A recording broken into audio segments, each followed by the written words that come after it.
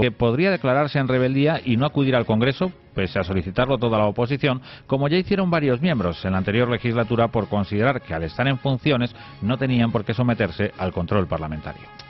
El PP, en cualquier caso, parece haber dado por zanjada la polémica suscitada con la designación de Soria. El presidente del Ejecutivo en funciones, Mariano Rajoy, no se refirió ayer en ningún momento al caso del exministro en su reaparición pública tras conocerse el asunto, mientras que varios dirigentes celebraron la rectificación del extitular de Industria. Varios miembros del Gobierno y del PP se reunieron ayer en un céntrico hotel de Madrid para arropar a su candidato al Endacari, Alfonso Alonso, quien fue presentado por Mariano Rajoy. Sin embargo, este no hizo mención alguna al caso Soria ni durante su breve discurso, ni tampoco respondió a las preguntas que los periodistas le dirigieron a la entrada y a la salida del citado desayuno. El secretario general del PSOE, Pedro Sánchez, mantuvo ayer una reunión con el coordinador federal de Izquierda Unida y portavoz adjunto de Unidos Podemos en el Congreso, Alberto Garzón, en el marco de la ronda de contactos que el líder socialista está llevando a cabo con todas las formaciones políticas.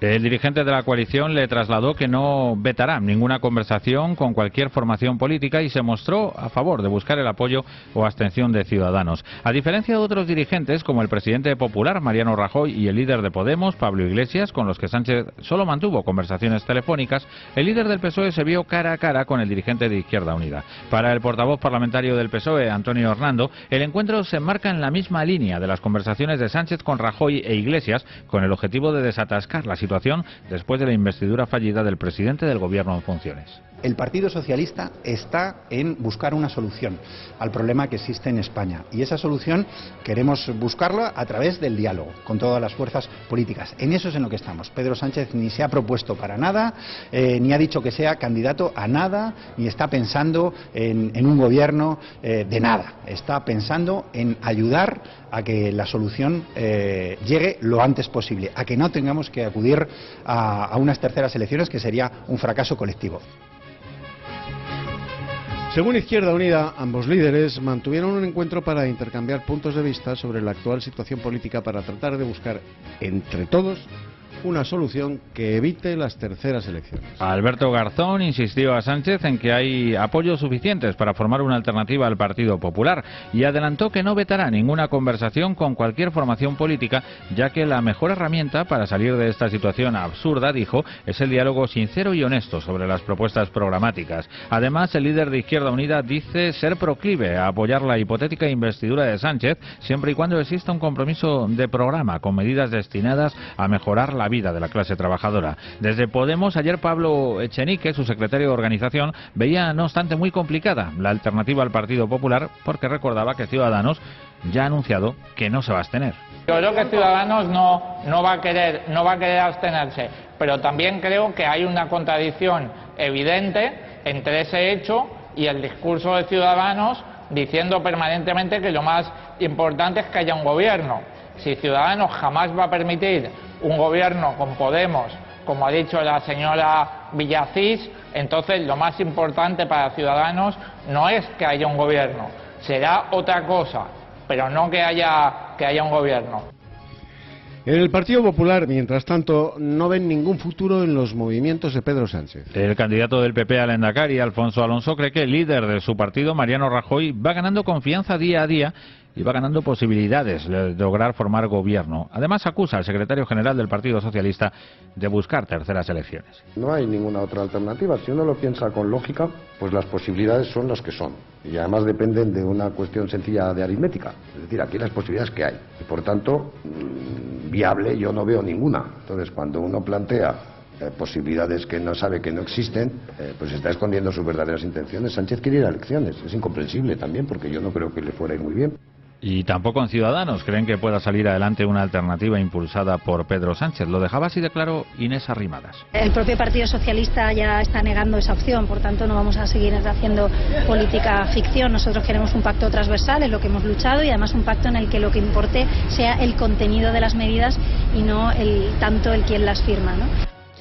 El presidente de la Generalitat, Carles Puigdemont y Casamayor, acudirá a la manifestación independentista convocada en Salt, en Gerona, por la Asamblea Nacional de Cataluña y Òmnium Cultural para la diada del próximo 11 de septiembre. De esta manera, Puigdemont opta por participar en una manifestación en la que siempre había declinado estar presente Artur Mas para preservar el carácter institucional de su cargo de presidente de la Generalitat.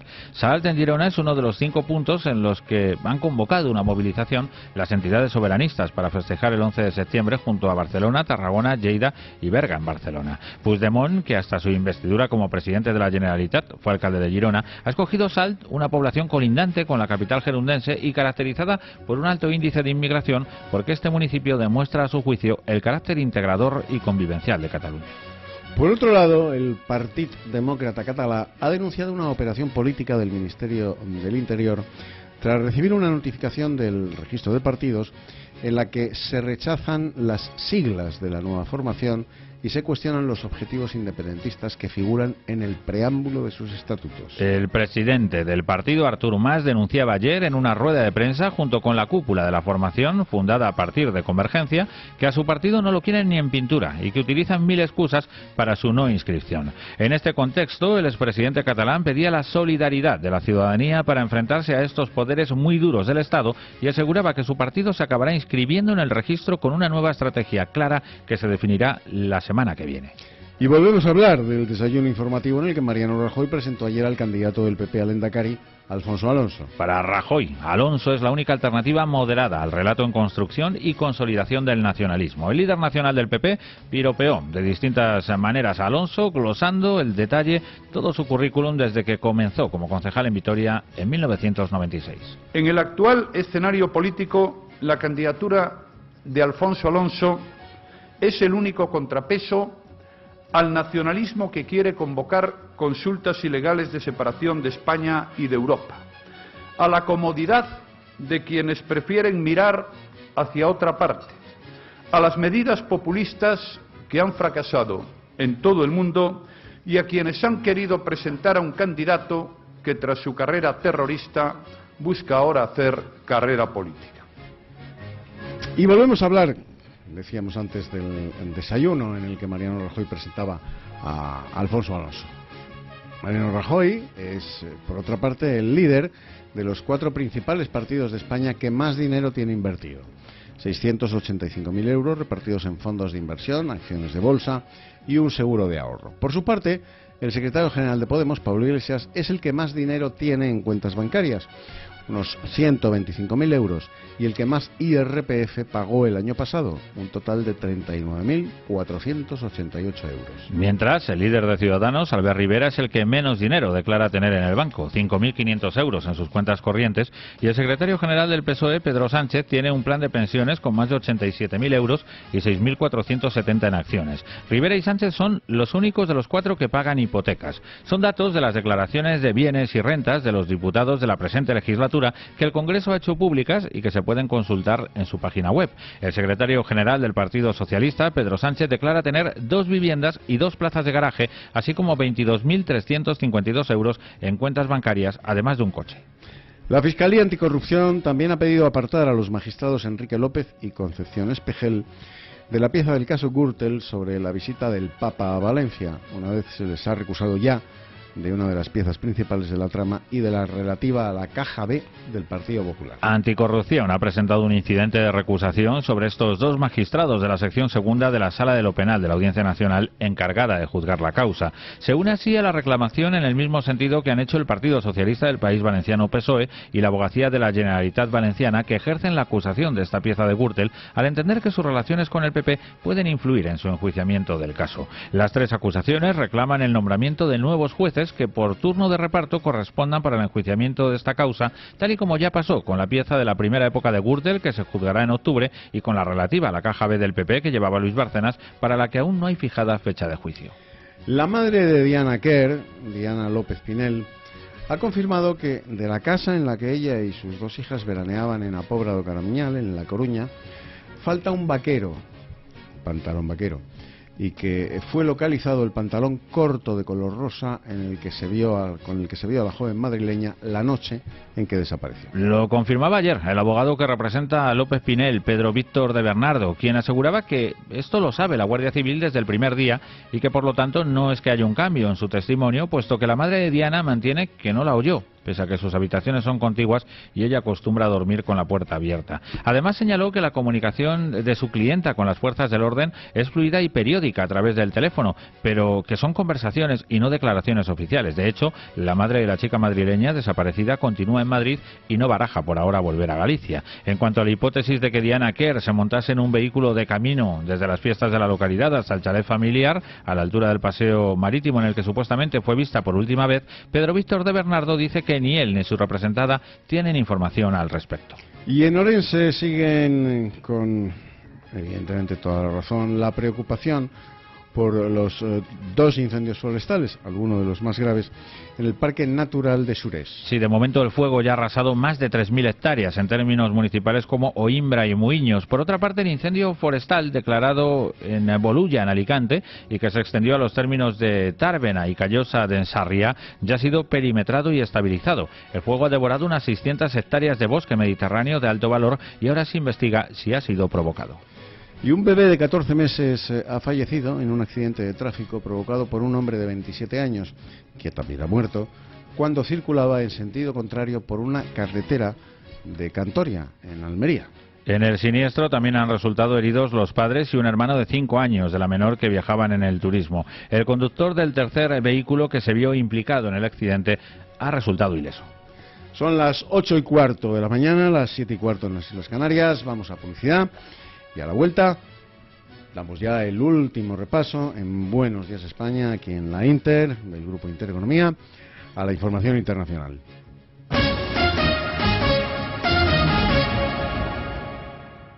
Se levanta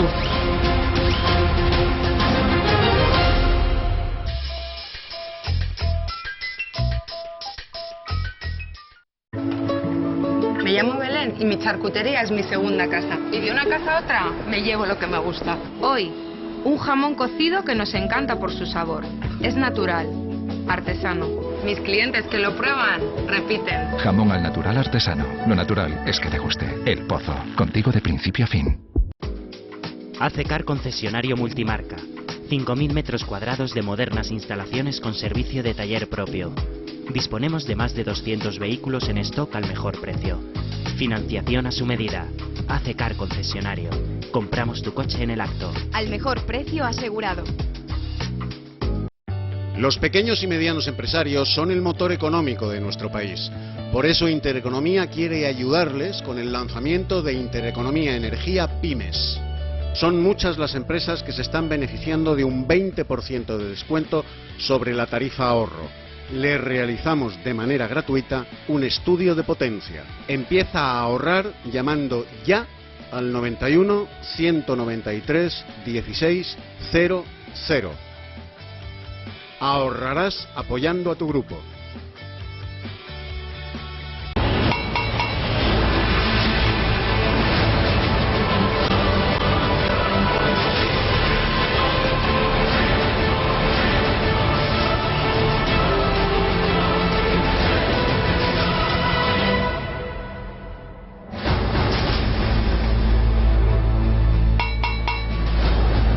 Si andas perdido y no sabes a quién creer, la primera a la derecha. Si estás cansado de los medios domesticados por el poder, la primera a la derecha. ¿Quieres informarte, pero también entretenerte? La primera a la derecha. Para encontrar los temas que otros no se atreven a contar, la primera a la derecha. La primera a la derecha.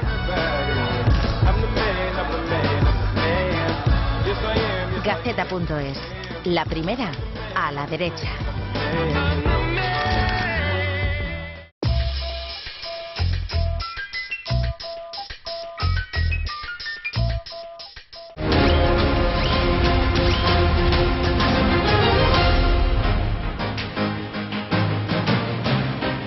Buenos días, España, con Eduardo García Serrano.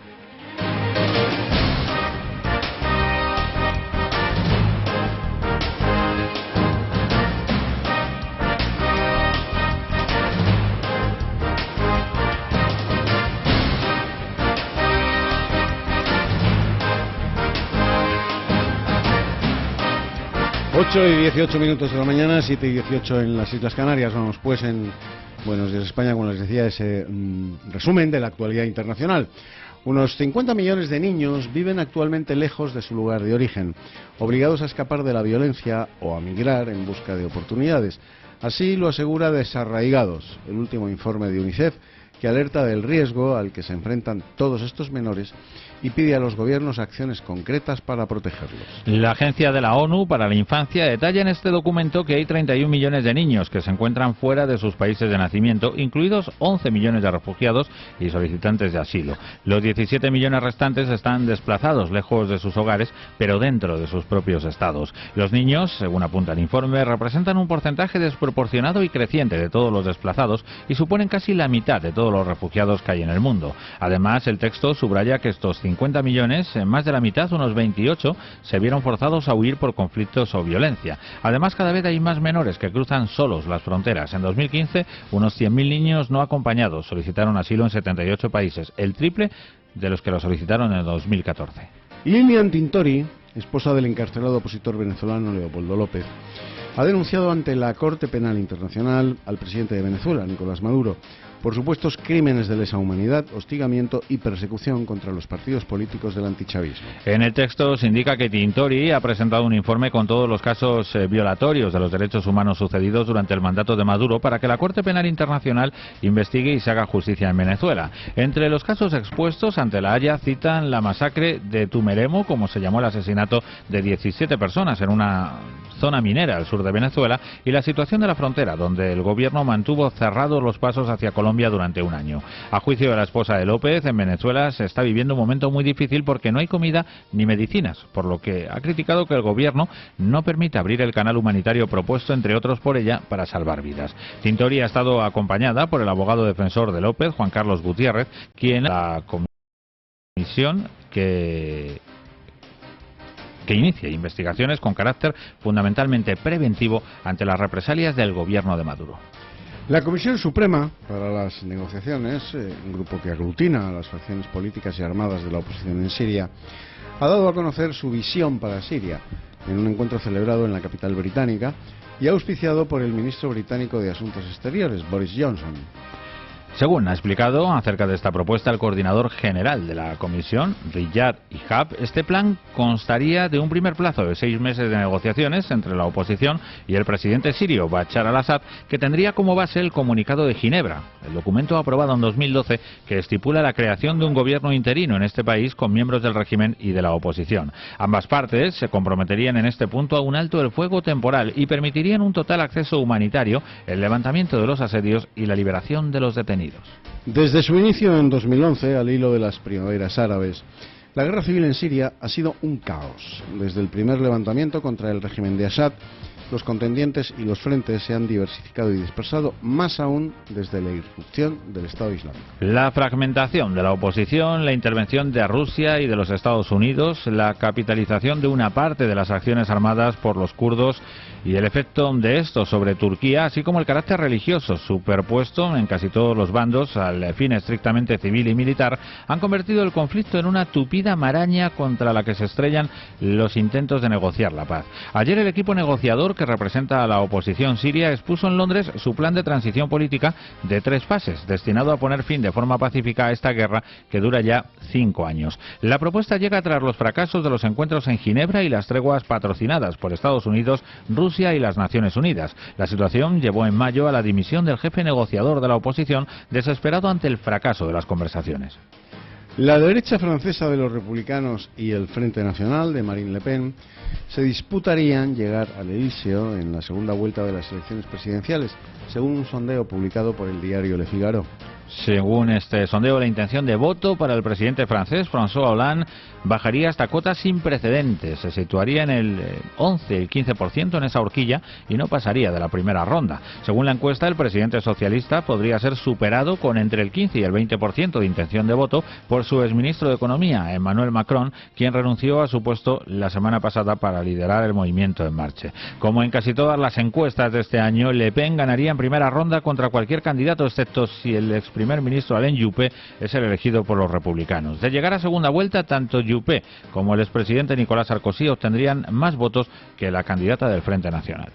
Y en Alemania, la canciller de este país, Angela Merkel, ha advertido de que el populismo de Alternativa para Alemania es un desafío para todas las fuerzas parlamentarias, a las que ha instado a moderar el lenguaje y a evitar caer en una guerra partidista con la que, ha afirmado Merkel, no se recuperará la confianza de los ciudadanos. En un discurso ante el Pleno de la Cámara Baja Alemana, el Bundestag, en un debate de política general y con motivo de la presentación de los presupuestos para 2017, Merkel ha alertado de que buscar pequeñas ventajas partidistas solo favorecerá a quienes ganan votos con eslóganes y respuestas aparentemente fáciles a los problemas del país, como la crisis de los refugiados. El grueso de su intervención ante el Pleno estuvo centrado en la crisis de los refugiados y en el varapalo que sufrió su partido, la Unión Cristiano-Demócrata, en las elecciones regionales celebradas el domingo en el estado de Mecklemburgo ante Pomerania, donde fue superado por Alternativa para Alemania, que se situó como segunda fuerza política en ese land.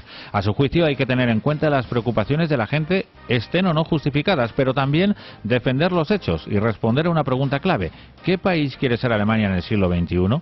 Merkel apuesta por los principios de libertad, seguridad, justicia y solidaridad y defiende la gestión realizada por su gobierno en la crisis de los refugiados. Las economías de los 10 países miembros de la Asociación de Naciones del Sudeste Asiático crecerán en conjunto un 4,5% en 2016 y un 4,8% el año que viene, en 2017, según se desprende de un comunicado de la Cumbre de Jefes de Estado y de Gobierno que ha tenido lugar en la capital de Laos, en Vietnam. Los países del sudeste asiático han indicado que el Producto Interior Bruto de los 10 miembros fue de 2,43 billones de dólares en 2015. El comercio del bloque regional alcanzó los 2,28 billones de dólares, de los cuales el 24% correspondió al intercambio interno. La inversión directa totalizó 120.000 millones de dólares el año pasado, cantidad que en un 62,5% se invirtió en el sector de servicios. Además, los gobernantes de la asociación se han reafirmado en su compromiso de seguir mejorando el ambiente financiero, particularmente en términos de fomentar la inversión, aumentar la transparencia y ampliar la liberalización en la región.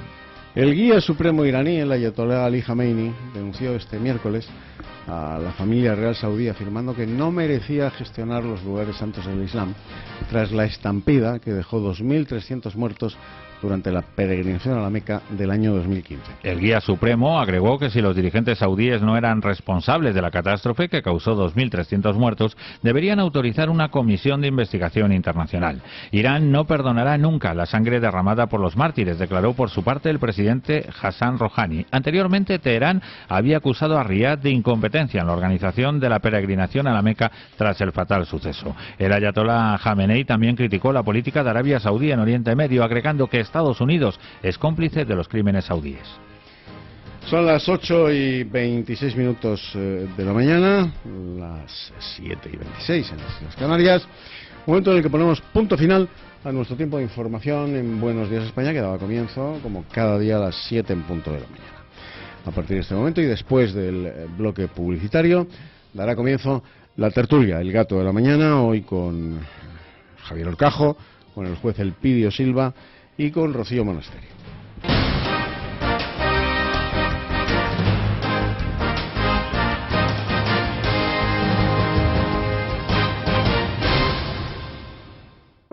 María Teresa Castaño, directora de la clínica Puntales de Luz. Puntales de Luz es la solución, el cobijo, la ayuda de hace tantísimos años para todo el que lo necesita, sea cual sea su problema.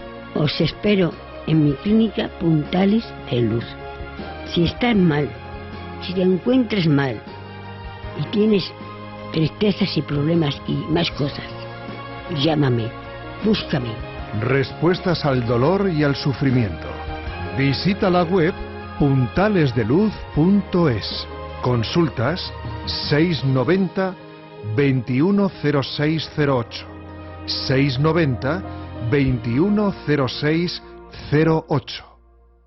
Are2 Abogados, tu abogado de confianza, 23 años de experiencia. Financiamos tu procedimiento. En Are2 Abogados, tu problema jurídico lo hacemos nuestro. Llámanos al 91 547 25 25 o conócenos en are2abogados.com. 91 547 25 25. Are2 Abogados, tu abogado de confianza. ¿Has pagado plusvalías municipales en los últimos 4 años? Si has pagado plusvalías municipales por inmuebles, herencias o donaciones, posiblemente has pagado de más. Recupera tu dinero ya. Podemos ayudarte a recuperar lo que has pagado de más. Llama al 91 411 0000, 91 411 0000 o conéctate a quieromiplusvalía.com. Cuida tu corazón, cuida tu vida. Doctor Tormo. El consumo diario de 250 miligramos de ácidos grasos, omega 3, EPA y DHA se recomienda como parte de un estilo de vida saludable y una dieta equilibrada, ya que ayudan a mantener una buena salud cardiovascular. Cuore en caja blanca son ácidos grasos omega 3 con un alto contenido EPA, DHA y DPA. Laboratorios Anroch Pharma. Consultas 91 499 1531.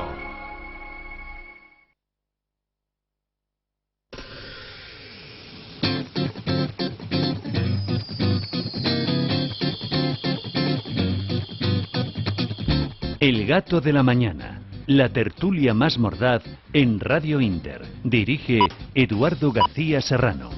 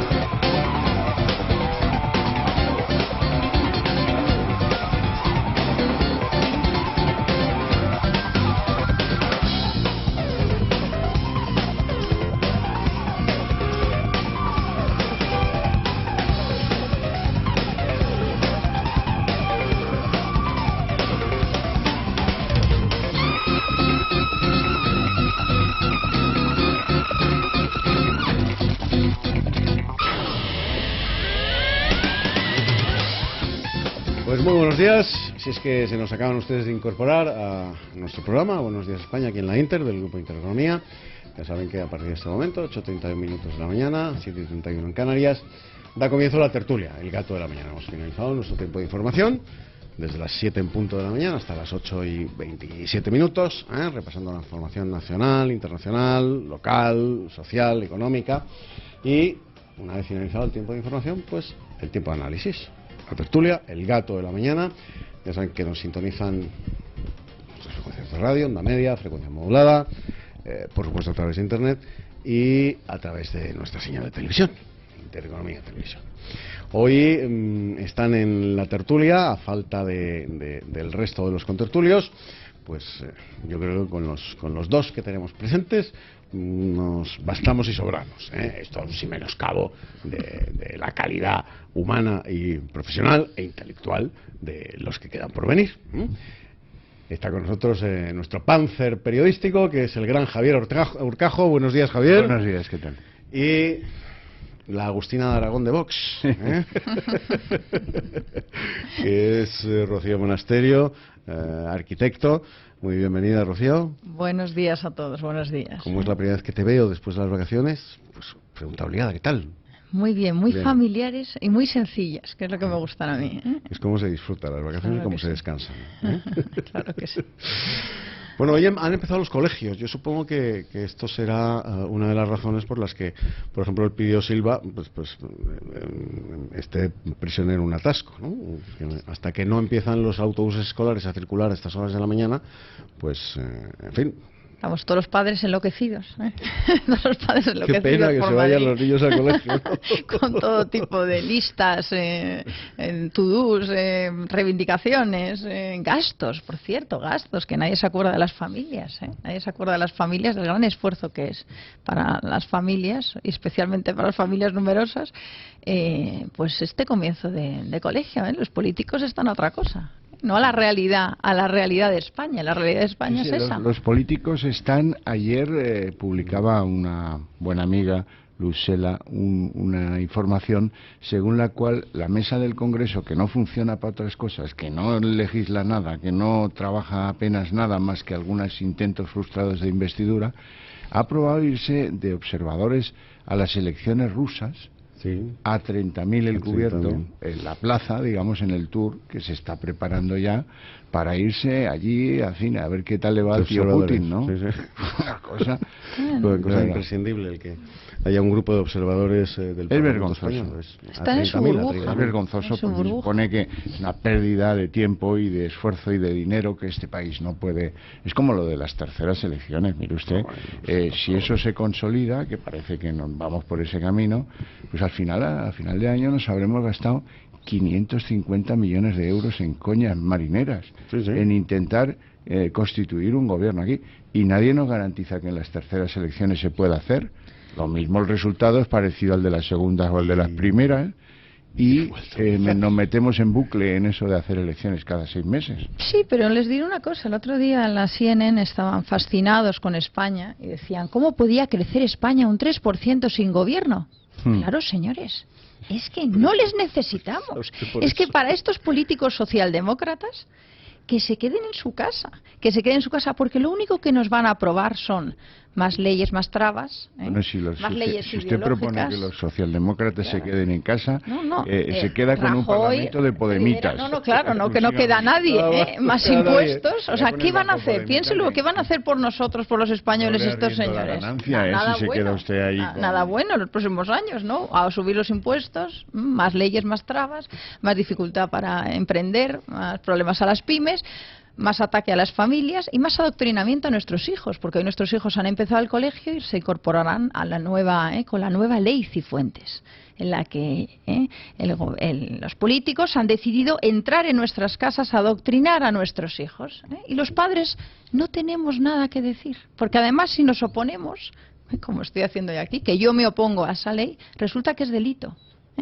Entonces, eso es lo que tenemos. Políticos del Partido Popular, que ya es el colmo, que han decidido que tienen que entrar a nuestras casas a adoctrinar a nuestros hijos, a decirles que su problema es ser heterosexual. Eso es las novedades de la vuelta al colegio. Os lo digo para que ustedes, los padres, se vayan enterando. En los colegios, en los privados, en los públicos y los concertados. ¿Dónde van del PP? Sí. Claro. Sí, bueno, en Galicia, en Andalucía, en Cataluña, en Murcia y en Madrid. El viernes pasado, Rubén Olmeda, con tertulio de Buenos Días España de los viernes, denunciaba que había estado aquí, que había estado en una reunión previa al inicio del curso de sus hijos en el colegio al que los lleva, y que la directora del centro les había advertido ya que este año no se celebraría en el colegio ni el Día de la Madre ni el Día del Padre. Claro, sí. Porque eso puede crear determinado tipo de complejo, o puede marginar. Ni siquiera vale aquello de progenitor A y progenitor B a los niños que bueno, pues que no forman parte de una familia tradicional, como le llaman ellos. Pues nada, cuando tengan que mamar los niños, que llamen al primo Manolo. Es que esto es realista, ¿no? Y que habían decidido eliminar del calendario festivo de los niños en el cole el Día de la Madre y el Día del Padre. No, pero estamos en una cruzada contra la familia. Eso tenemos que tener claro. Para que aquellos niños que en casa tuvieran 2 mamás o 2 papás, pues que no se sintieran acomplejados ni... Pero además de ser una cruzada contra la familia, como la entendemos Madrid, algunos, en Madrid, claro, en Madrid es una injerencia y es un ataque a nuestras libertades, porque nosotros pensábamos que los políticos respetaban el ámbito de de cómo educamos a nuestros hijos, el ámbito de la familia, el ámbito de nuestra casa, y resulta que no, que los políticos del Partido Popular han decidido que tienen que entrar a legislar sobre todo eso. Un punto del liberalismo que no conocíamos. Sí. Bueno, está muy bien, está muy bien. Esas novedades del curso que nos tienen a los padres contentísimos. Bueno, pues después de iniciar la tertulia por donde debíamos, porque claro, hoy comienzan los coles, yo no me resisto a preguntarles a Javier y a Rocío, que tienen hijos en edad escolar, por el gasto en libros. Que yo, en mi caso 400, ya pues 400 de Bellón. Yo, que pertenezco a una familia de 7 hermanos, en mis tiempos los libros los heredábamos. O sea, los libros del hermano inmediatamente mayor, que había cursado el año anterior, el curso que nosotros empezábamos ahora, heredábamos los libros de ese hermano. Nada más. Es imposible, porque los libros son cuadernillos que se tienen que escribir, se tienen que destrozar. Si no, no funcionan. Y luego además, pues además de los libros, pues los colegios o los institutos hacen un esfuerzo notable en ir cambiando de editoriales para que eso también sea imposible y no se puedan seguir, porque tampoco son iguales. Y luego además hay un gasto nuevo que es el canon digital, ¿no? La licencia digital. Para poder utilizar determinados instrumentos digitales, tecnológicos, electrónicos o como quieran llamarles, pues hay que pagar un canon que te licencie, ¿eh? O sea que eso es una tasa más que se viene a incorporar a la sufrida economía familiar en un momento en el que, miren, el asunto de este país es que no solo que no tiene políticos, el problema de este país es que no tiene dinero. O sea, aquí lo que pasa es que no hay un euro. Vamos a ver. Mire usted las cuentas del Corte Inglés y cómo tiene que ir externalizando cosas para superar ejercicios, en lo que antes era nadar en la abundancia, y es un termómetro perfectamente válido para ver cómo está la sociedad española. La sociedad española está que el que tiene la suerte de tener trabajo le han puesto o le han hecho 4 cortes de pelo al salario que cobraba. Trabaja más y cobra mucho menos. Bueno, los que no tienen la suerte de tener trabajo, los que son autónomos, están lampando con cosas impagadas, con rejones fiscales, con amenazas de todo tipo. La gente está en una rentré muy complicada, y esto de la cosa escolar es bárbara, y por lo menos, hombre, pues yo creo que forma parte del esfuerzo exigible a todos, el decir, pensar en que no estás en una fase en la que te da igual gastarte 100 euros en un canon digital o en una licencia digital o en unos libros. No, estamos en un momento en el que nos estamos quitando cosas de vacaciones o de ocio o de todo, ¿no? Que sea.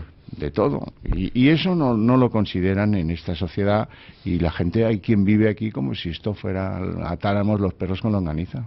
Bueno, la clase media está esquilmada, pero resulta que el gasto político de nuestro macroestado sigue, nadie lo ha tocado. Nadie lo ha tocado. Antes 500 millones de euros en elecciones, 550 millones a final de año si se celebran las terceras, si no, pues nos quedaremos en 325. Pero que seguimos creando observatorios, que la Comunidad de Madrid ha creado más observatorios este año. Yo en realidad lo que quiero, don Eduardo, es tener un amigo, aunque sea invisible, que me quiera mandar al Banco Mundial de Washington con 300.000 dólares de salarios libres de impuestos, que esa es otra. ¿Por qué tienen que estar libres de impuestos los salarios de un tío que trabaja, no? ¿Qué pasa? ¿Que no hay IRPF ahí, no hay IVA, no hay nada? Bueno, pues nada, hombre, sigan. Hay que hablar y mucho de Soria, ¿eh? Sí, ahora le entramos precisamente a esa cuestión, porque precisamente ayer el gobierno, bueno, pues elegía sustituto, Jiménez Latorre, en lugar de Soria, para acudir al Banco Mundial en ese puesto que teníamos hasta las 12 de la noche de ayer para proponer un candidato, y si no, pues España perdía el sillón. España perdía el sillón en beneficio de otros países, ¿no?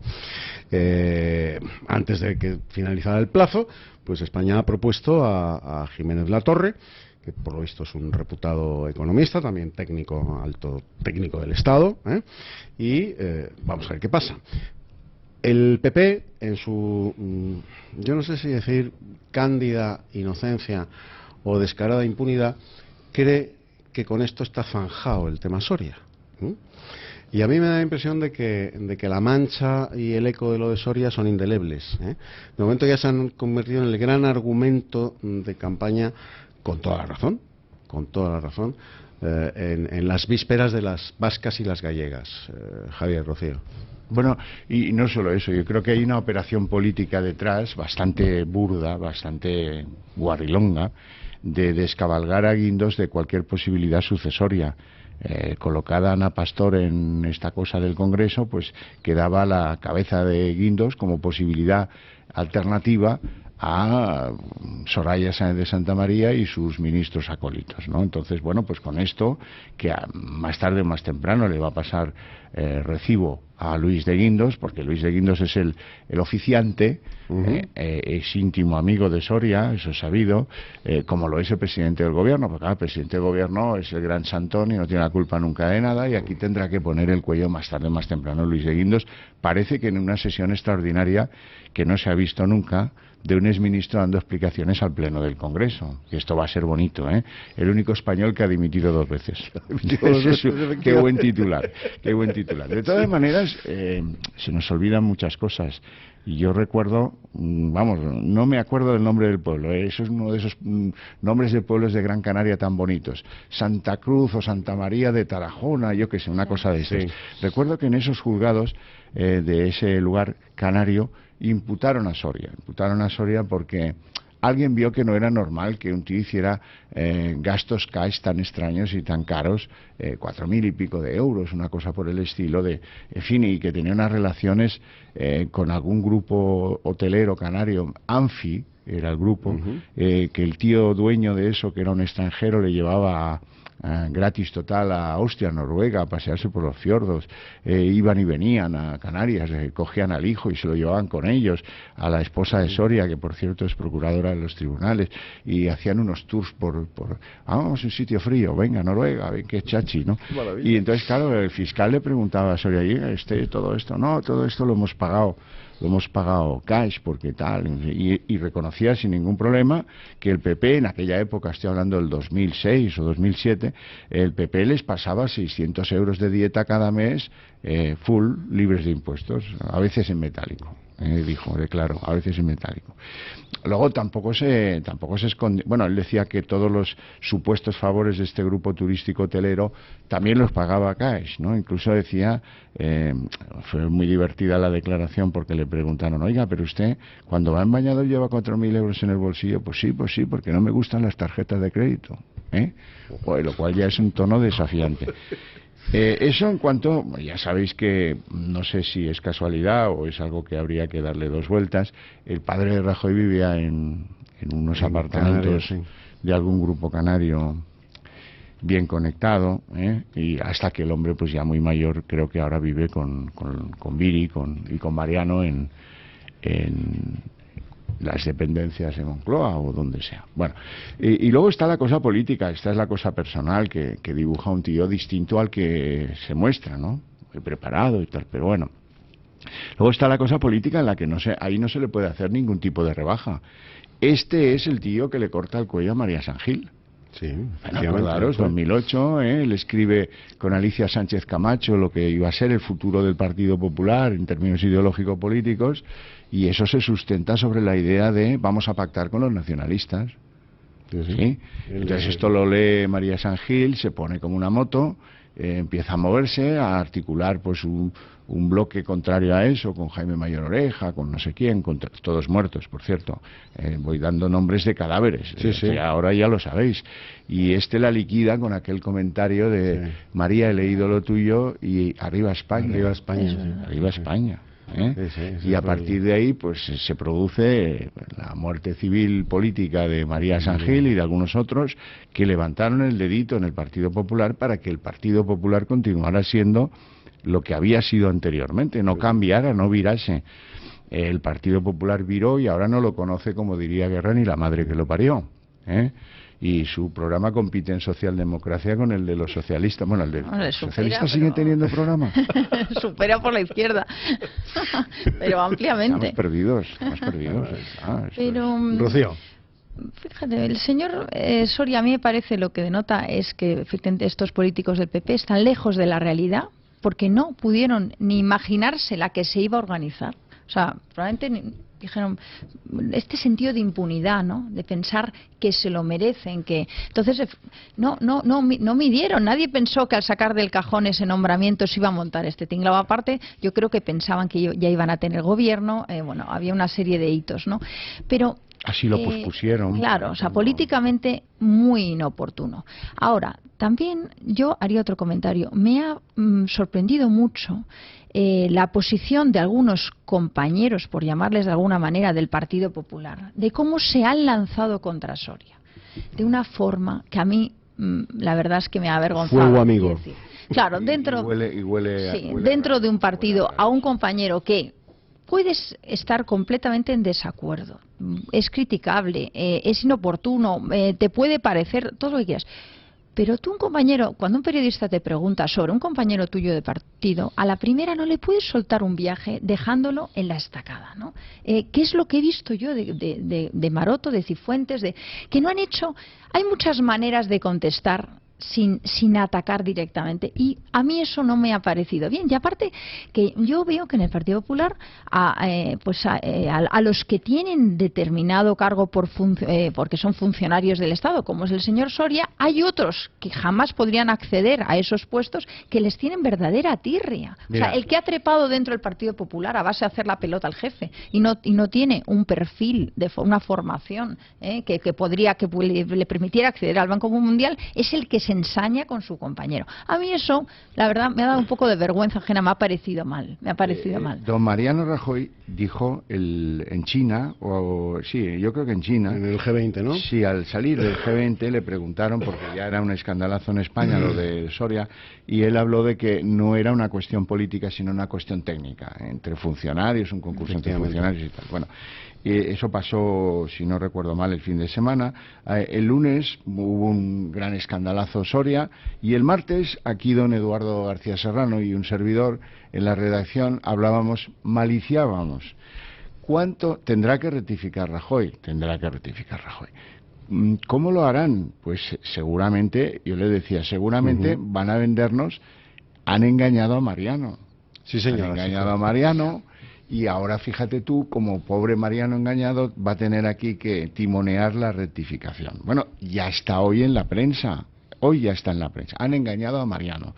Mariano, que es funcionario de tiempos de Cleofás, resulta que no sabe que eso no era un concurso de funcionarios. O sea, Mariano, que es el que dio la orden, oye, Windows, que hay que ayudar al amigo. Oye, está bien ser amigo de los amigos de uno.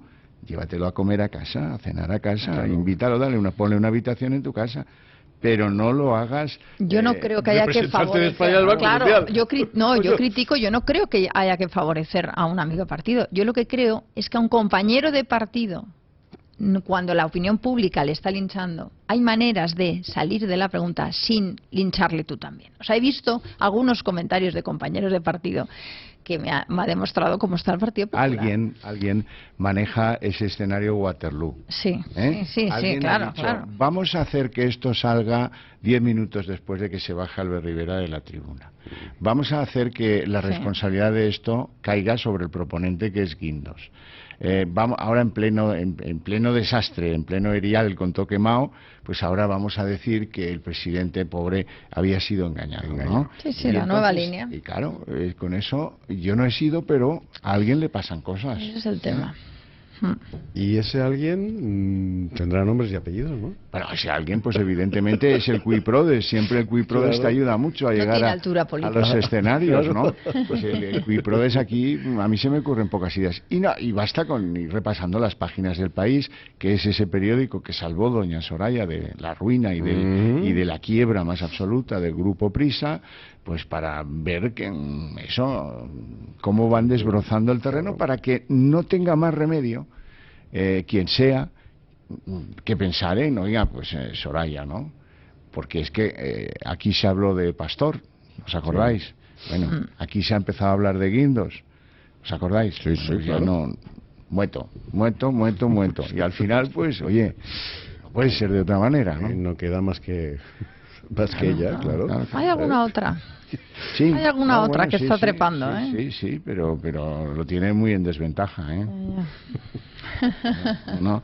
Pero todo esto, fijaros que nadie piensa en, pues eso, en los presupuestos, en hacer las cosas bien, en fin, hacer un sacrificio por el común de los españoles, en dejar los egos aparte. Bueno, si queréis hablamos del PSOE. El tío del PSOE es alucinante. No se me ocurre.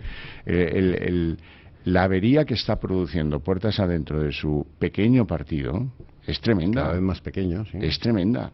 O sea, yo no sé cómo le irán las elecciones cuando vaya a elecciones, pero vamos. Y luego además está trabajando mucho Pedro Sánchez, ¿eh? No crean que la está piscina parado. de casa. Bueno, no, eso con los contactos que es lo de menos, pero él puertas adentro del partido está trabajando mucho porque tiene un aliado que minusvaloramos a veces. Dice, no, es que la Federación Andaluza, que es la más importante, está en contra. O es que el Barón Regional de Extremadura está en contra. O es que ha dicho no sé quién. Bueno, sí, pero él tiene el cocodrilo, lo maneja él, y el cocodrilo son las bases. Y las bases harán lo que diga el secretario general porque se les está vendiendo que es muy difícil renunciar a la posibilidad de ser quien gobierna España, con la izquierda detrás, sería un cambio brutal, y la militancia acabará comiéndose a los varones que se opongan, como ayer hizo Vara, por ejemplo, a esa teoría. Ya, pero los varones han sido votados por sus militantes. Al final Señor tendremos... Pedro Sánchez, ¿cuántas veces ha sido votado? La firmeza se la tendremos que agradecer a Rivera, que parece, si no hay un cambio... Bueno, pero Rivera, ¿en qué es firme? ¿Cuál de sus adhesiones? Porque yo ya me he perdido. No, quiero decir, la firmeza de no abstenerse y de decir no voy a ir ni a recoger pipas con los de Podemos. Bueno. Eso es lo que de momento está. Pero si los de Podemos les incluyen en la abstención, con lo cual, a ver, todo el mundo cuenta con Rivera como comodín, porque como eres consciente de que puede cambiar de opinión 7 veces, todo el mundo piensa que le puede servir para su pacto. Ese es el problema de defender una cosa y la contraria. O sea, quiero decir, el problema de Rivera... Bueno, pero Rivera... En todo este camino se ha quemado. Ya, pero Rivera, si en algo es incuestionable, es que con los que piden la independencia o los referéndums, eso, no se va a sentar a hablar. Y con Podemos tampoco. Lo tiene así declarado, no solo Rivera, sino Girauta, en fin, todos. Hasta eso Villegas, que es el tío más aburrido de Europa, también lo ha dicho varias veces. Bueno, entonces eso es firme. Parece que es firme, ¿no? Si no yo, desde luego, si no yo me voy al exilio. Si acaba absteniéndose al gobierno del Frente Popular, y esa pieza es clave porque hace que sea imposible. Una cosa de 44 partidos, ingobernable, no puede ser. No puede ser. Y gracias a Dios que eso está ahí y eso se manifiesta como se manifiesta, porque si esto dependiera de la aritmética pura y simplemente, ya estaría hecho. Ya estaría hecho, ¿no? Pero en el pacto en la mesa de Congreso para tener un vicepresidente de Ciudadanos, ¿quién les vota? ¿Les vota también los independentistas? Bueno, sí, o sea, pero... hay un acuerdo que yo creo que Rivera en eso es firme y además yo eso lo alabo. Y esa es la parte del señor. Pero es verdad que han tenido una trayectoria en que como todo el mundo cuenta con que pueden ceder y cambiar de opinión en los 100 puntos, 150, pues todo el mundo le tiene de comodín y eso desgasta. Y es que hasta el señor Pablo Iglesias cuenta con él para la abstención, que luego no será. Pero que tiene que tener cuidado, porque la falta de...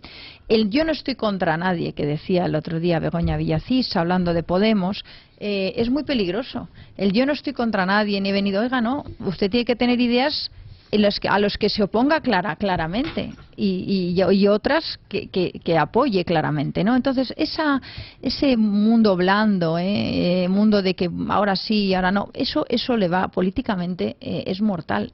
En mi opinión. Pero porque el discurso de Ciudadanos es muy endeble ideológicamente. El discurso de Ciudadanos articula cosas pues como las articularía un profano de la política. Tú puedes estar en contra de las maneras de hacer de Mariano Rajoy, pero no puedes políticamente formular nada será posible con ese señor.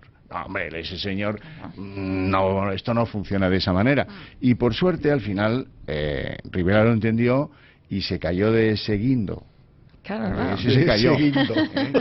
Y empezó a decir, bueno, pues oye, vamos a olvidarnos de esto en aras de que se pueda organizar un gobierno y acabemos con esta historia. Y se tragó el sapo. Es verdad que también el PP se tragó otros sapos, de que decían unos meses antes, decían, ¿para qué vamos a hablar con esos los naranjitos estos de Albert, los naranjitos, Albert, ese catalán que quiere tal, para si solo tienen 32 escaños. Hombre, pues joder, un tío que se llama Albert. A 32 escaños le ha sacado oro, casi más que Puyol en sus buenos tiempos, ¿no? Sí, bueno, no te quepa duda. En eso ha sido hábil y ahora... ¿Pero para qué ha servido todos para los nada. pactos? Bueno, Sí, a él sí le ha servido que de una línea electoralmente descendente, claramente, pues yo creo que si hay terceras elecciones, Rivera tenderá a subir, no sé cuánto, pero lo veremos en Galicia.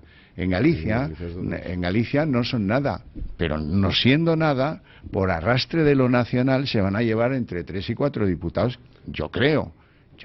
Parece ser que sí. Efectivamente, como dice Javier Horcajo, el discurso de Rivera es flácido, ¿no? Ahí me recuerda mucho al cuadro ese de los relojes flácidos, de ese genio universal de Cadaqués, que es Salvador Dalí. Esos relojes flácidos. Ese es el discurso de Rivera. Don Elpidio Silva. Buenos días. Mi querido juez, ¿cómo estamos? Muy bien. Estuvimos anoche juntos, ahora por la mañana. Sí, muy bien. Se incorpora el juez Elpidio Silva a la tertulia. Acércate, me dice Dani Bellido, en el control, acércate al micro, que esto no es la tele y no llevas el micro colgado de la corbata o de la solapa. Hay que hacer el acto físico de estar encima del micrófono. Perdona, Eduardo, pero no puedo resistirlo. Tengo que pedirte que me dejes hacerle una pregunta, porque por favor, hace tiempo que no coincidíamos, don Elpidio y yo, en una tertulia, y estoy tan alucinado con esas declaraciones de Carlos Lesmes del otro día, que dice que tenemos un sistema judicial con unos señores magistrados togas que son rabiosamente independientes, que no puedo por menos que arrojarte la pregunta. Pues, bueno, en el caso de Lesmes es fácil de contestar, ¿no? La independencia judicial para Lesmes seguir adecuadamente la zanahoria y el palo. Como aquí manda la publicidad, la pauta publicitaria, vamos a publicidad, a por los cafés, y a la vuelta contestas a esa pregunta de pregunta trampa. Pregunta retórica. Javier Horcajo, con conocimiento de causa, vive Dios, señor. Con conocimiento de causa. Publicidad y volvemos.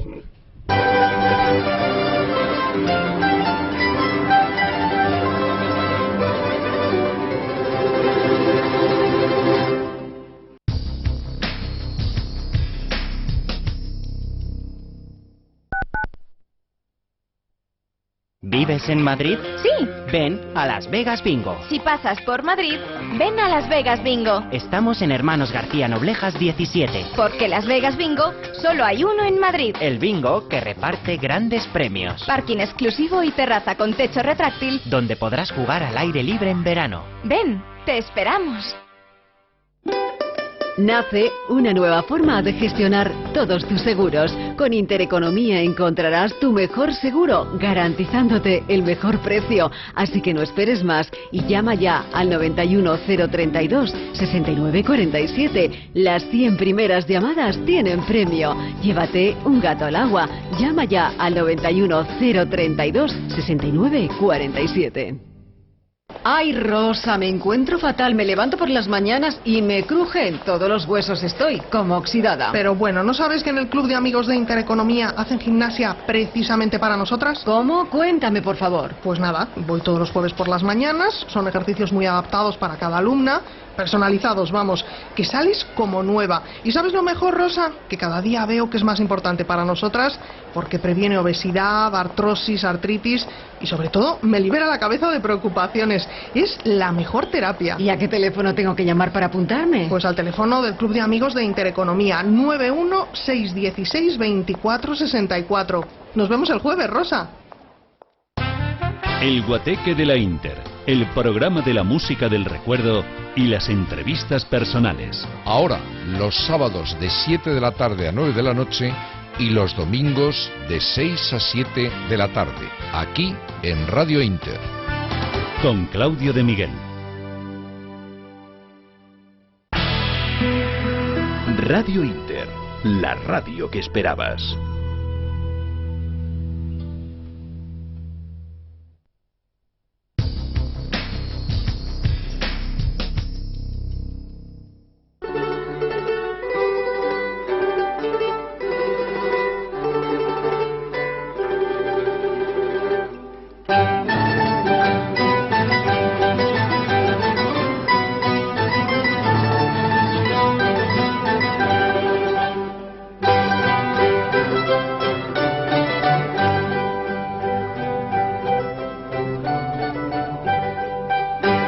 8:03 en las Islas Canarias.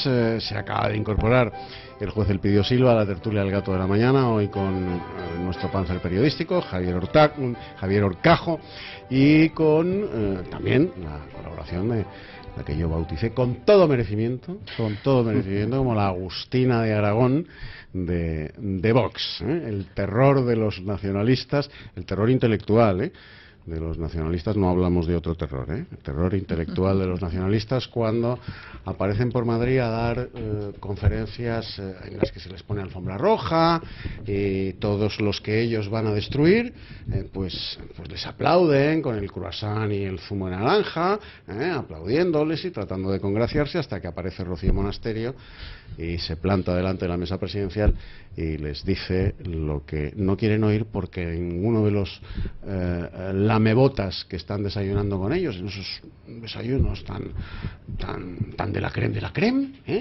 se atreve a decirles. Pues aparece Rocío Monasterio y se lo dice, y abre todos los telediarios. El juez Elpidio Silva ha recibido una pregunta. Javier Horcajo, como somos fraternos amigos desde hace muchos años, yo he de decirles que Javier Horcajo jamás hace una pregunta inocente. Es así de perverso. Jamás. Nunca hace una pregunta inocente. Cuando Javier Horcajo les pregunte algo, ojito. Ojito, que hay bambalinas y retranca detrás toda.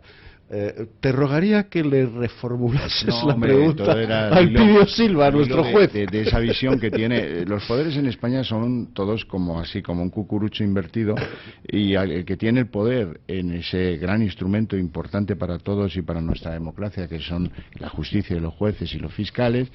Carlos Lesmes decía en la inauguración del año judicial, ayer o anteayer, no me acuerdo ya, algo muy sorprendente, que el sistema no tiene ninguna avería. El sistema no tiene un problema de independencia. Esto ya es muy serio, pero es que si además el tío vacila y dice, y los jueces, tengo que decirles que son, un arrebato de rabiosa independencia. Son los tíos que escriben la Constitución de Cádiz cada noche. O sea, hay algunos que escriben constituciones independentistas por las tardes, pero eso no debo estar en el mismo país yo que Carlos Lesmes. No, Carlos Lesmes ya se retrató perfectamente cuando dijo que realmente lo que tenía que atenderse en el ámbito judicial era al palo y a la zanahoria.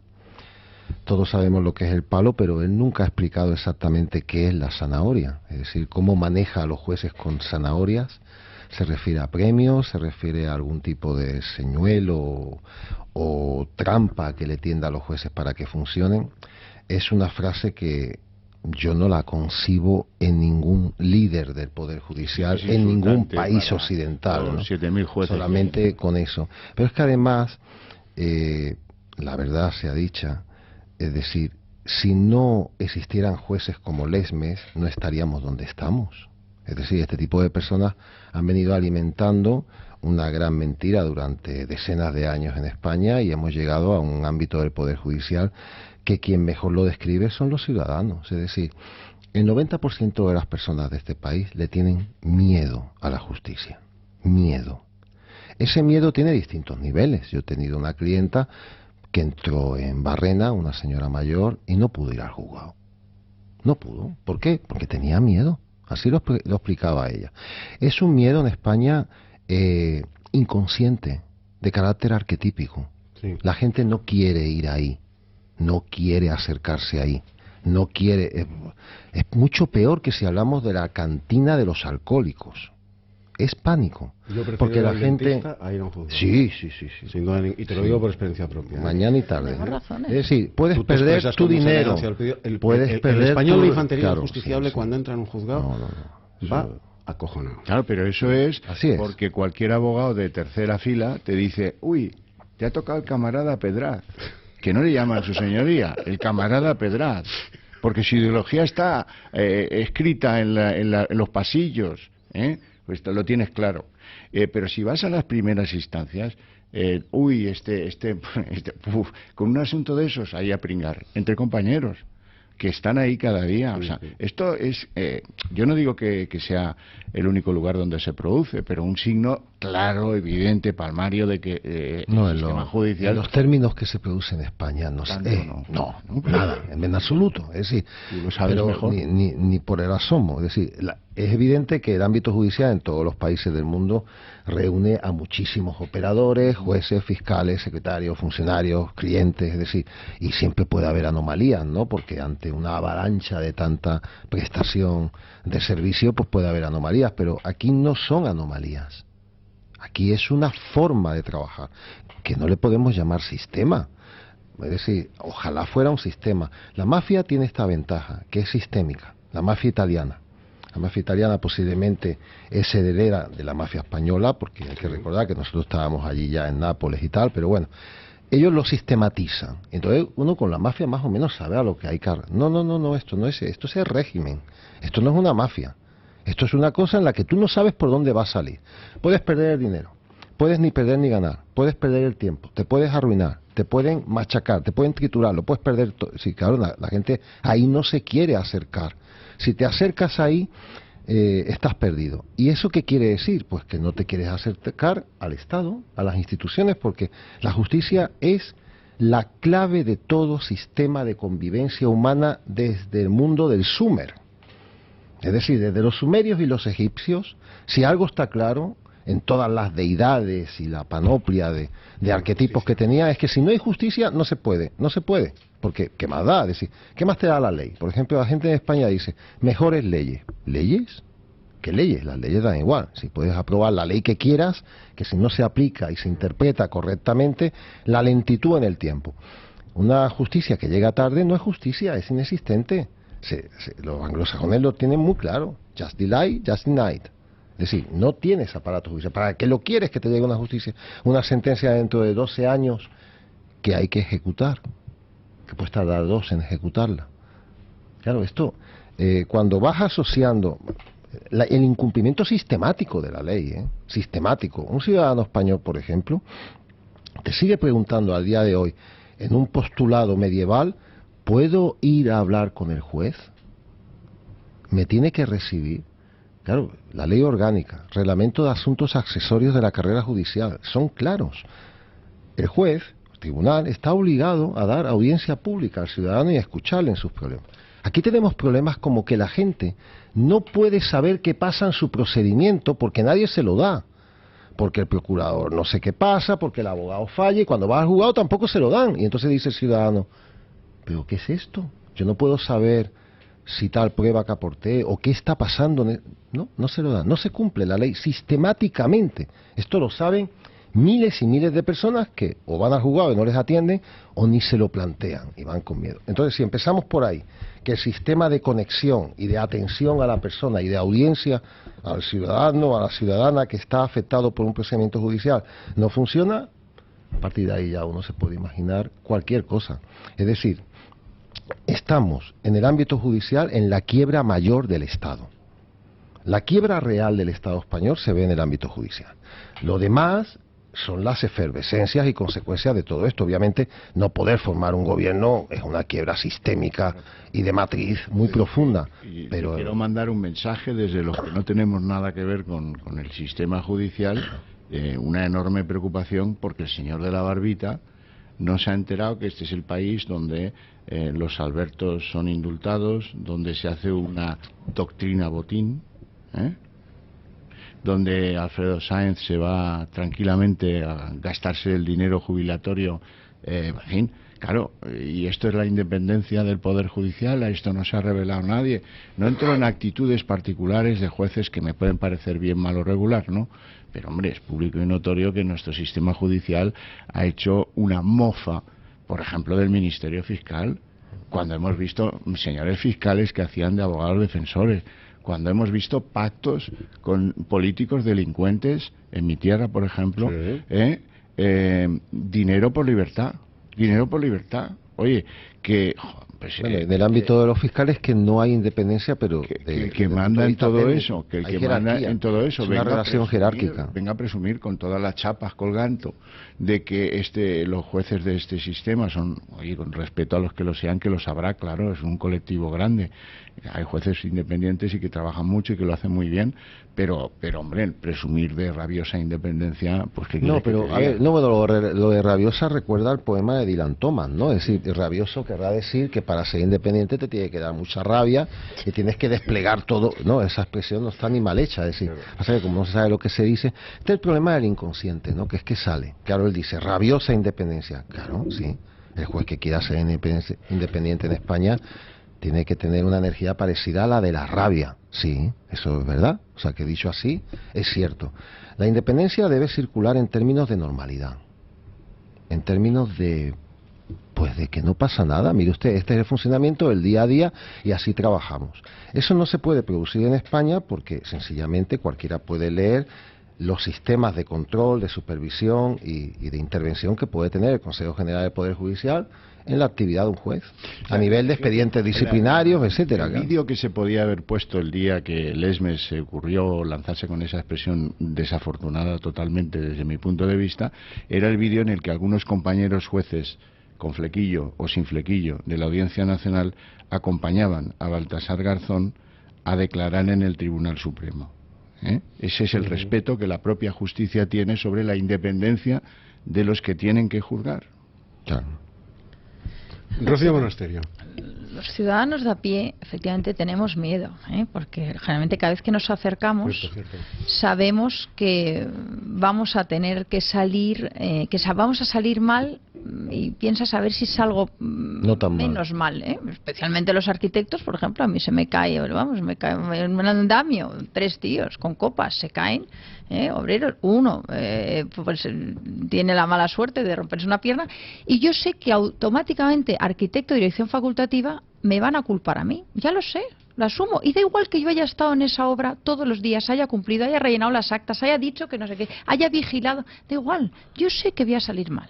Yo sé que voy a salir mal porque soy la que tengo seguro, entre otras cosas. Ya yo he visto como un juez dice, a ver quién tiene seguro aquí, tú. Como la película Tiburón. Eso es el mundo por juzgados de familia. Ya no os quiero ni contar las cosas que se ven, con estas leyes ideológicas que tenemos.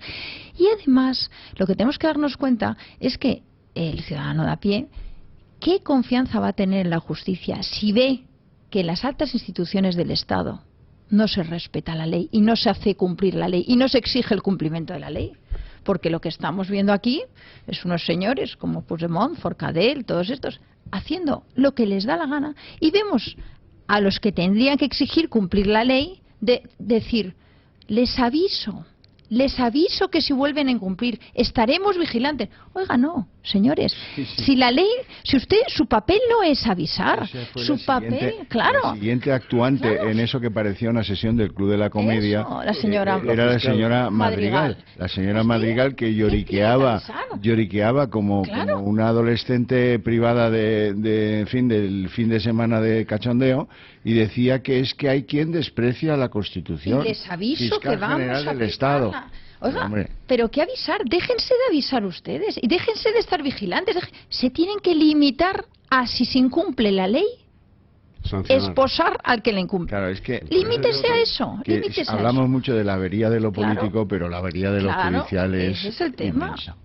Yo creo que es la que más cala, porque de los 3 poderes del Estado, el Poder Judicial es el aceite que llega al final a la persona, es lo que cala, es lo que está en el día a día, te va a resolver la justicia, te tiene que resolver prácticamente todos los problemas conflictuales en el ámbito de familia, de sucesiones, del contencioso administrativo, de problemas con un ayuntamiento, de un delito. Es decir, la justicia está penetrando en la vida doméstica de cada persona. El colágeno.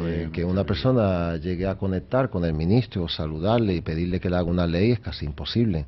Pero que una persona tenga un problema judicial, pues posiblemente no haya nadie en Madrid que no directa o indirectamente haya tenido alguna vez un problema con un juzgado. ¿Y qué es lo que sucede?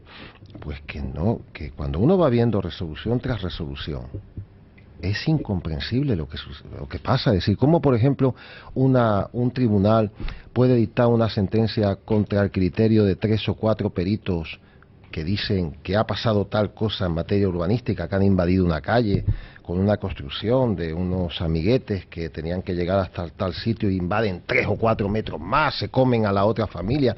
La familia, claro, se cree que la van a defender. Y después el resultado es que el tribunal dice que los informes periciales no valen. ¿Y por qué no valen? Y no se explica en las sentencias. Y estas personas han perdido 4, 5, 6 años de su vida en una historia que les ha costado dinero, que les ha costado la paciencia, que se han tenido que ir de esa ciudad. Arruina las vidas de personas concretas. Determina su proyecto de vida. Confirma actuaciones que no tienen el más mínimo viso de legalidad. Esta es la justicia española en el día a día. Y claro, ¿hay posibilidad de que haya jueces independientes? Pues dependerá de que el caso no tenga la más mínima importancia, de que no haya nadie que les pueda denunciar, porque la independencia no depende del juez, depende del contexto sistémico donde trabaja el juez. El juez lo que tiene que poner es las ganas, la voluntad y la pasión por ejercer la justicia profesionalmente y de manera objetiva. Pero si el contexto no acompaña, si el contexto es el estado actual del Consejo General del Poder Judicial, un organismo absolutamente político que tiene 1000 maneras de intervenir en un juzgado, si el estado actual es la falta de medios, la falta de organización, bueno, se nos ha caído el LESNET en Madrid ahora hemos empezado el curso judicial con el sistema de comunicaciones caído. ¿Qué pasa? No entiendo. ¿Sí? ¿Cómo podemos tener este tipo de problemas que no tiene ya nadie en nuestro entorno, ¿no? Y esto tiene 2 patas. Por una parte, un régimen que efectivamente todos sabemos ya dónde nos ha llevado y que yo creo que todo el mundo sabe que esto está roto y que hay que empezar algo nuevo. Aquí lo que queda es la fachada. No queda más que eso. Del bipartidismo solamente queda la fachada. Pero también hay que preguntarse qué sucede en la sociedad española. Y esto ya nos afecta a todos. Para la gente, ¿es realmente importante la justicia? ¿O es importante cuando le cae la maceta encima de la cabeza? ¿Realmente valoramos lo importante que es tener un sistema judicial eficaz, objetivo y justo? ¿Este valor está inculcado en la gente? ¿La gente valora esto realmente y se siente afectada o perturbada? Y creo que no. Que la clave ha sido no enseñarle esto a nadie. De manera que la persona descubre todo esto. España es un país maravilloso, posiblemente uno de los mejores países del mundo para vivir, salvo que tropieces, salvo que tengas un problemita con el policía local de tu pueblo, con la acera, en el cole, en el hospital o en el juzgado. Un problemita que tengas en España y ya esto se puede convertir en la locura. Entonces la gente, si no tiene el problemita, vive feliz. España es maravillosa. Cuando le cae la maceta encima, a nivel judicial, digo, descubre la realidad. Y la realidad es mucho peor que Kafka. Porque además es real. Porque lo vives en el siglo XXI, en el entorno europeo, en un país que está en la Unión Europea. Y claro, esto también es, porque si la justicia te funciona mal, qué sé yo, en un país donde todos los esquemas están rotos, no sé, Somalia, algo así, pues dice, bueno, esto es lo que hay, que esperaba, no sé cuánto. Oye, te funciona mal la justicia, no sé, en Venezuela, oye, no sé, tranquilo, ¿no? Tú ya sabes lo que hay. Pero claro, en un país como España esto no te lo esperas. No te lo puedes esperar. Nosotros hemos jugado al principio de legalidad antes de la democracia. El principio de legalidad estaba instaurado en España. Teníamos, en el ámbito del derecho administrativo, teníamos lo mismo que ahora. Ley de procedimiento, ley de régimen jurídico de la administración del Estado, ley de lo contencioso, es decir, el principio de legalidad operaba. Ahora esto se ha ido al garete. Y lo fundamental es que yo creo que hay que empezar desde el sistema educativo a inculcar, a explicar y a describir lo importante que es para mantener un sistema de convivencia que la justicia funcione correctamente. Esto la gente no lo sabe, no lo vive hasta que no le cae encima el problema. Los economistas decimos que lo que no se mide no se puede arreglar, claro. Y lo que no se acepta es incorregible. Y si el tío que está en la cúspide del Poder Judicial dice que el sistema está fetén, pues el jefe del Estado, que estaba sentado precisamente a su lado, toma nota. Y dice, oye, pues no, si lo dice este, pues será así. Y los jueces rabiosamente independientes, oye, pues fantástico. Si acaso la señora esta lloricona, que dice que la gente desprecia la Constitución, bueno, pues oye, pues habrá que sentarse y reflexionar en ello. En realidad todo es un sistema de coartadas mutuas. Yo digo esto delante del jefe del Estado porque no quiero ser yo quien, en uso de mis atribuciones y cumpliendo con el sueldo que me paga el Estado para hacer de fiscal general del Estado, hacer lo que tengo que hacer. La omisión de la responsabilidad. Usted desprecia la Constitución, usted se salta las sentencias de tribunales mayores y usted está en un órgano ejecutivo, pues usted está imputado. En sentido inverso, lo que ha hecho el sistema judicial ese que defiende Carlos Lesmes ha sido: tiremos de la mesa del señor juez en Barcelona cuando toque la posible imputación de malversación de fondos públicos, que es la que tiene consecuencias penales, dejemos solo aquellas cosas que no le vayan a representar al señor Artur Mas un grave incómodo. Ya estará fuera del sistema político cuando le inhabiliten, si es que llega alguna vez, porque esto también es lo de el cajoneo, también forma parte de esa rabiosa independencia. ¿Cómo me dice usted que retrase? Pero si todo el mundo sabe que los sistemas, los problemas de corrupción, graves problemas de corrupción, se interrumpen para no afectar la vida política, ¿pero qué me está contando? ¿Pero qué me está contando? Esto es así literalmente. Y mira, por orden. Sí, por orden de lo que está subrayando Javier Horcajo, bueno, pues la Fiscalía ya ha dicho, ayer concretamente, que acusará a Mas por el 9 de noviembre, después de la diada, hombre. Sí, bueno, después de la diada, la señora Forcadell, vamos a dejarle que disfruten la diada. ¿De qué año? ¿De qué año? No he puesto, es el domingo. No he puesto año. De verdad. Después de la diada. O sea, no le acusaremos a usted, no le llevaremos a usted a los tribunales hasta que se celebre